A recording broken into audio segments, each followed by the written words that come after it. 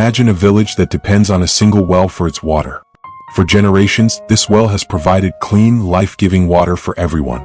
Now, imagine a powerful few decide to secretly poison that well. Not enough to kill instantly, but enough to make people sick, to weaken them, to steal their strength and their future. This is what corruption has done to many parts of Africa. It is a slow poison that has seeped into the very foundations of society, and its most devastating effects are seen through the twisting of political power and the breaking of the justice system. At its heart, corruption in Africa is often driven by a deep-seated political culture where the state is not seen as a servant of the people, but as a prize to be won. This is often called the big man syndrome, where a powerful leader and their inner circle treat the country's treasury as their personal bank account.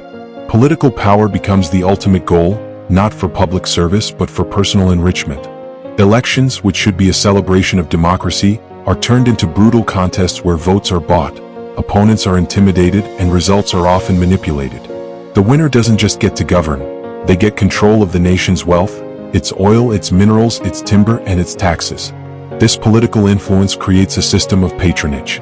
To stay in power, politicians reward their supporters, tribe members, and families with government jobs and lucrative contracts, regardless of their qualifications. A man who knows nothing about engineering is suddenly put in charge of building a major highway.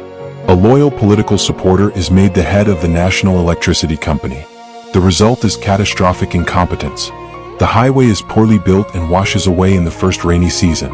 The power company is mismanaged, leading to constant blackouts that cripple businesses and daily life.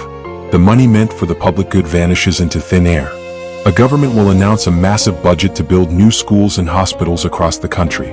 On paper, hundreds of schools are built. In reality, the money is funneled through fake companies and ends up in foreign bank accounts. A journalist might visit the site of a proposed school and find nothing but an empty field. A hospital might be a half-finished, crumbling structure, abandoned because the funds were stolen. This is not just a failure of governance. It is theft from the poorest and most vulnerable people. The child who has no school to attend, the pregnant mother with no clinic to go to, they are the direct victims of this political corruption. When politics becomes so corrupt, the only shield left for the ordinary citizen should be the judicial system.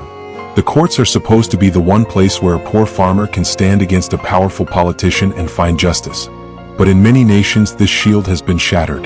The same political influence that rots the government has poisoned the courts.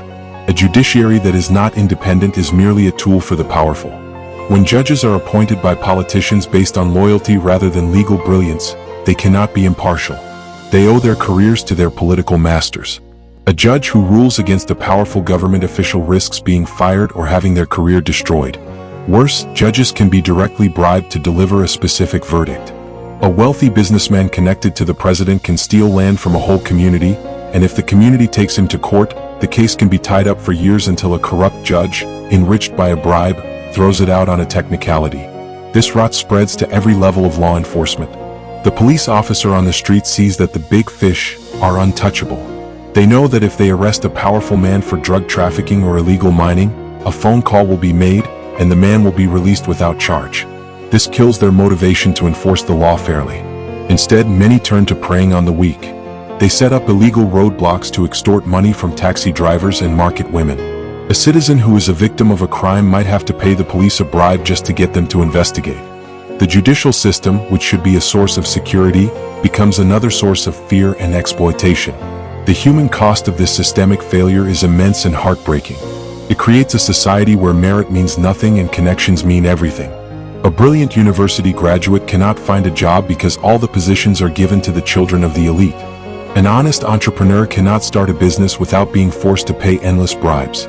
People lose faith in the idea of hard work and honesty. They see that the people who succeed are the ones who lie, cheat, and steal. This erodes social trust, the invisible glue that holds a society together. Ultimately, this cycle of political and judicial corruption traps nations in poverty. Foreign companies are hesitant to invest in countries where the rule of law is a joke. Why build a factory if you know the minister's nephew will demand a share of your profits, and the courts will never protect your investment?